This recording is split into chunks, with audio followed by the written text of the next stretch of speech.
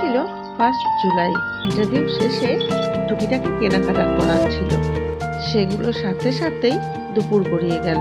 পেটে তখন ছুঁচোয় ডন মারছে। কি খাই ভাবতে ভাবতে বিরিয়ানির কথা মনে পড়লো। আর বিরিয়ানির দোকান বর্ধমানে সানা বিরিয়ানি সেন্টারের তুলনায় আর কি আছে।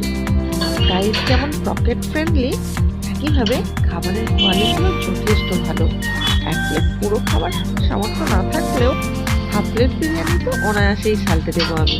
আর তাই অর্ডার করে দিল 80 টাকায় half plate, 1 piece mutton, 1 piece আলু, একটা ডিম, শসা, পেঁয়াজ, সবটুকু অনায়াসেই পেটে চালান করে দিলাম।